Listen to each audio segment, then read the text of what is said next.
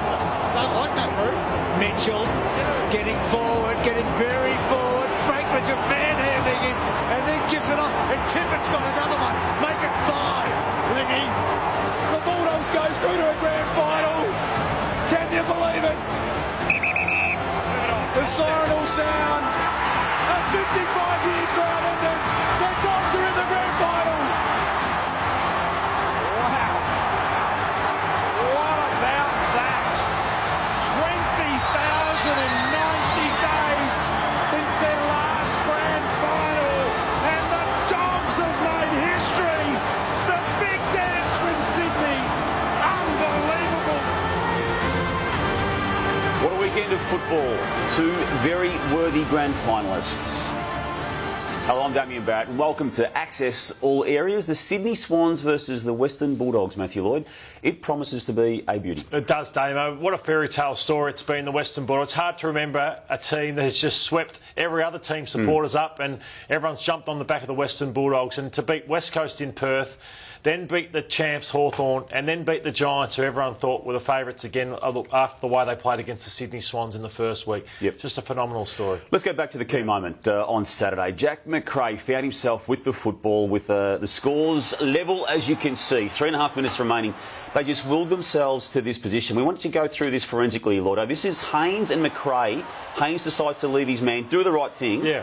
But Macrae spins out the back and Liberatore finds him. Oh, it's such a fine line footy. Do you go or don't you? Do you stay with your man or do you go third man up? Well, Haynes went third man up all night, was one of the Giants' better players, but on this occasion, you have to punch this ball that far, which he wasn't able to do. Right. It just fell too short, and then Macrae saw his time, got out the back, and kicks the sealer for the Western Bulldogs. OK, you analyse footy the way coaches do. Is there any recriminations there for Haynes in doing what he did? Not at all. Yep. No. He did the right thing for his team, but just didn't clear the area well enough. Yep. Well, I'll put it to you, and when the game's decided as this one was by 6 points, you look at little things throughout it. I'll put it to you, the Giants were robbed of at least a 50-metre penalty on this exclusion zone issue. We'll go back to this moment. A minute 50 remains. Scully takes it and Johannesson comes in. Now, Scully plays on clearly. That's what the umpires decreed to have happened. But have a look. Johannesson is in that exclusion zone. And again, I'll put it to you, 3 weeks ago, certainly around 23, that's paid as a 50-metre penalty against the Bulldogs. So Luke Ball sat with us yesterday on another program and said, that's fine. Yep. You disagree with that? I do, because I think it's been paid for most of the year as a 50-metre penalty. There was another one in the third quarter too, involving Dalhouse, and again, not paid. Now, I get the reasons why, and there are going to be people saying, well, let's let the game play, don't play the ticky-touch with free kicks. But if the rule's there, I think you've got to apply it, and for some reason that wasn't applied on that night. Yeah, I look forward to hearing today what they say about that one. But Tom Liberatore, the last 2 minutes, this guy really shouldn't be playing. 40 days, I think he missed the football. It was an injury that people would be out for a lot longer. But he kicks that ball in long and high.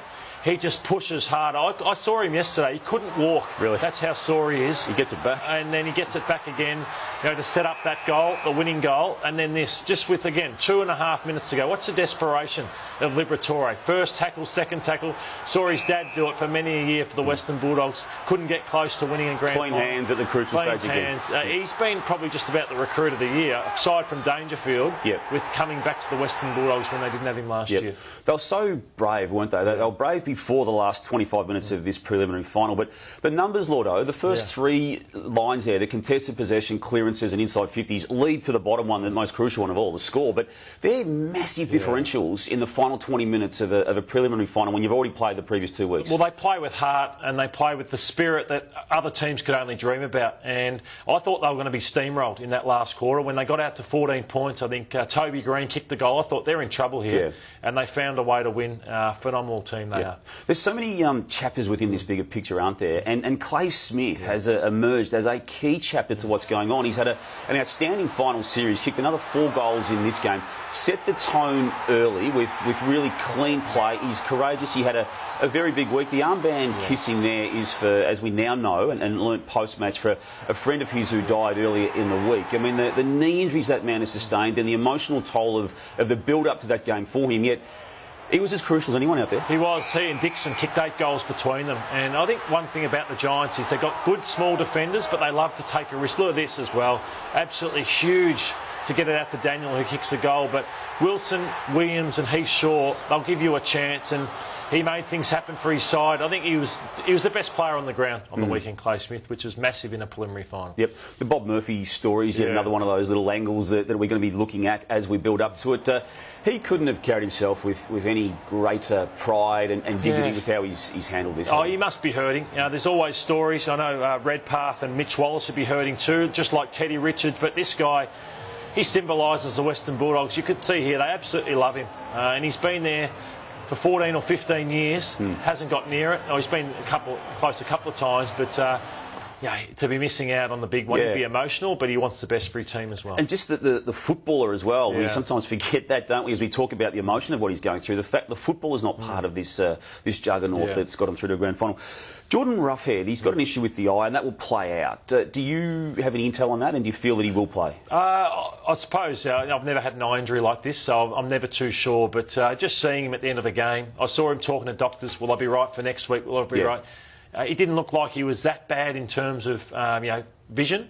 But obviously, bleeding in the eye, you've got to be very careful. But Matt Suckling was left out. Now, there was an Achilles issue, but some people are saying it is for balance reasons. Is he a chance to come back in? And Lin Jong, incredible performance in the VFL grand final yesterday. I think it all comes down to the matchups. I think I look at the two players there's 4 players vying for 2 spots out of Suckling, Roberts, Young and Cordy. I throw Cordy into the mix, whether he's an automatic selection. Okay. So I think maybe 1 tall and 1 small out of those 4 groups of 4 players. Okay. Would you roll the dice with John? I think he's the most unlikely, in my opinion. Yep. But, I think Suckling, because of players like Papley, McGlynn, they may need Suckling on this night. Okay. It's become an annual event for 7 years now, Lordo. NAB Trade Radio begins Monday, October 3, Monday after the grand final. It's live on afl.com.au.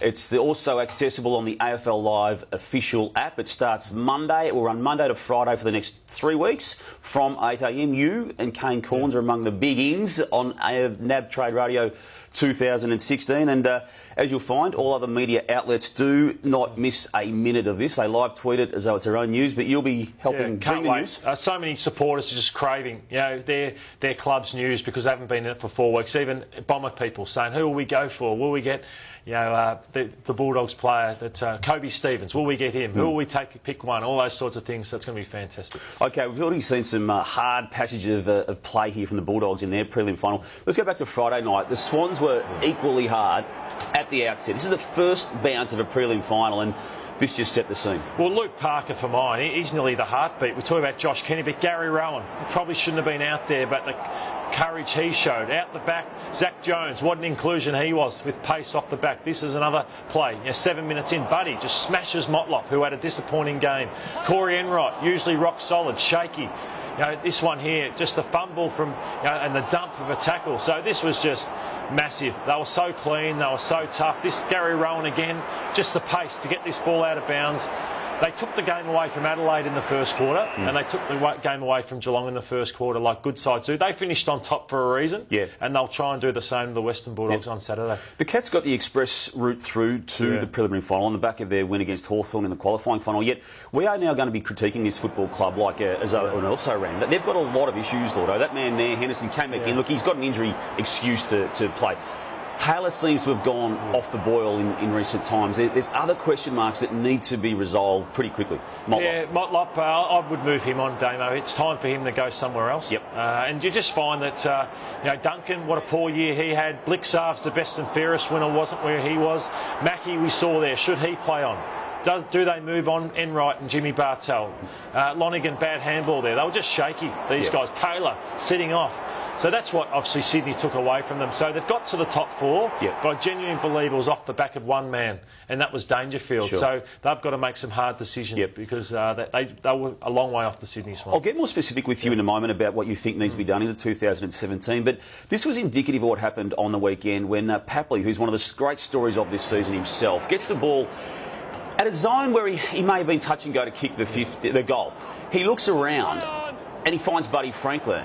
And Buddy does what Buddy does when he gets the ball from that zone. Now, let's have a look at how this happened, because it does involve Jake Kolodjasny, who's not going to be liking what he sees here, Lordo. No, this is him. He goes to the bench. He's on Franklin. We all know the play they love. Franklin can't believe his luck. Kolodjasny's gone to ask the bench a question.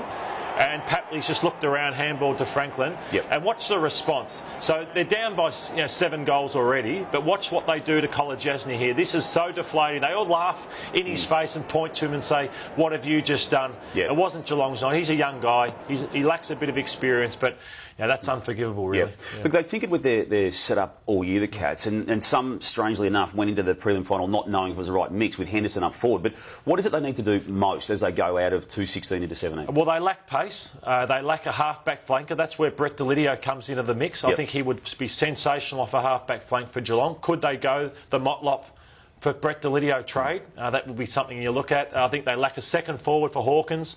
We saw they've tried so many players. Mitch Clark, Kirsten, Vardy, Henderson's not a forward. Yep. So, lack pace and they lack a second forward. And they need to get that. I think Tom Mitchell. Why are Hawthorn so sure to get him? Why shouldn't Geelong try and get someone like him in to try and support Dangerfield and Selwood? Because they need a few areas to be fixed. OK, back to the immediacy of a grand final, Lotto. They run out on Saturday afternoon. Who's your tip? Well, I haven't tipped the Dogs in any final, but I just think the Sydney Swans finished on top. Their midfield is the best. I think their defence is the best, Yep. and they've got a man called Lance Franklin. So Yep. I tip the Sydney Swans in a tight one. What about you, Dan? Yeah, the heart, I think, like a lot of people who are neutral in it, says the Bulldogs, but I just think now they've got there, the Swans, and after that first finals loss, they've got it back together, haven't they, with really good semi-finals and prelim finals, and I think Buddy Franklin does limp. Hey, thanks, Lotto. Thanks, Dammit. And that's it for Access All Areas for another week. Thanks once again for catching us on the #1 sports site in the country.